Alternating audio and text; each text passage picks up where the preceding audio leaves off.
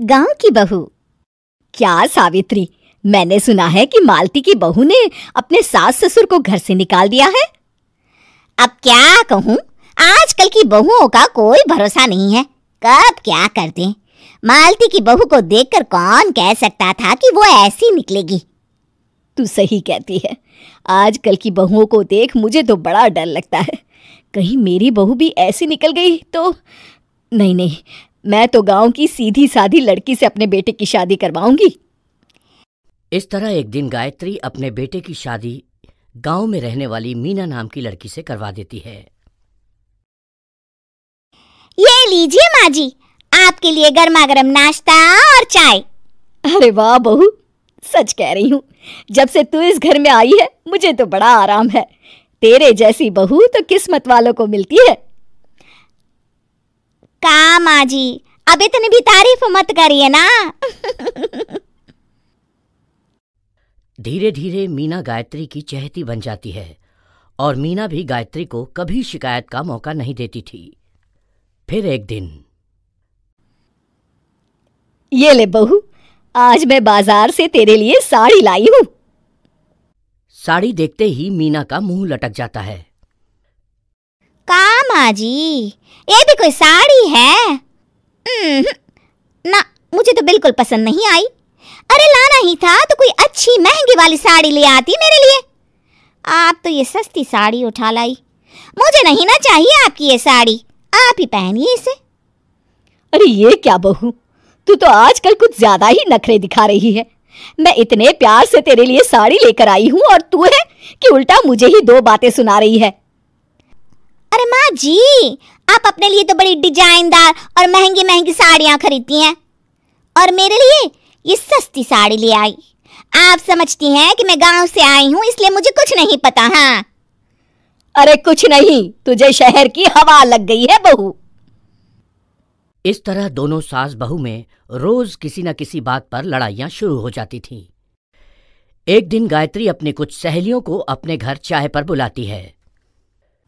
अरे बहू, मेरी सहेलियों के लिए बढ़िया चाय नाश्ता तो बना दे। अरे माँ जी, अभी ना मेरे पास बिल्कुल भी समय नहीं है, मुझे ब्यूटी पार्लर जाना है।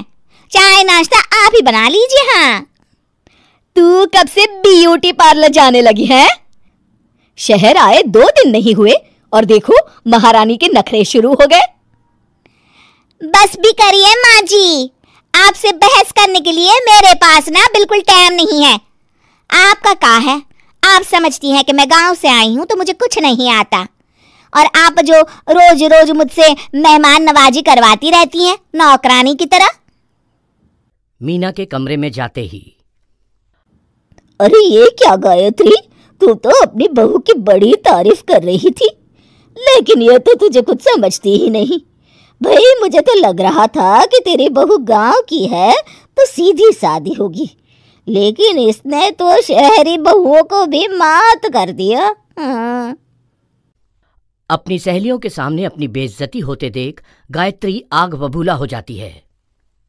अरे क्या शहर और क्या गांव, मेरी तो किस्मत ही फूटी थी जो मैं इसे बहू बना के ले आई। भगवान जाने आगे और क्या क्या करेगी। अब तो मुझे कुछ ठीक नहीं लगता, तू जरा संभल के रहना, कहीं मालती की तरह तेरा भी हाल बेहाल ना हो जाए। अच्छा, अब हम चलते हैं। अपनी सहेली की बातें सुनकर गायत्री थोड़ी घबरा जाती है। अरे ये सुशीला क्या बोलकर चली गई, कहीं इसकी बात सच ना निकल जाए। दूसरी तरफ मीना सारी बातें सुन लेती है। अगले दिन से गायत्री अपनी बहू से कोई काम करवाने से पहले 10 बार सोचती थी।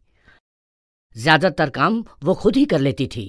अचानक अपनी सास में आए इस बदलाव को देख मीना, लाइए ना माँ जी, मैं कर देती हूँ ना काम।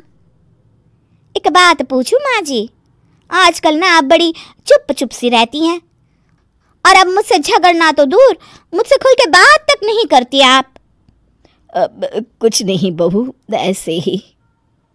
मीना अपनी सास की मंशा भांप जाती है और मुस्कुराते हुए कहती है, अरे माँ जी, चिंता मत करिए, मैं आपको घर से नहीं ना निकालने वाली। ये डर आप अपने मन से निकाल दीजिए। अरे छोटे मोटे झगड़े तो हर घर में होते रहते हैं, चाहे कुछ भी हो जाए, आप मेरी सासू माँ हो। मैं तो जिंदगी भर आपकी सेवा करूंगी माँ जी। अपनी बहू की बातें सुन गायत्री को एक प्रकार का संतोष होता है और उसकी सारी चिंताएं दूर हो जाती है। गायत्री अपनी बहू को गले लगा लेती है।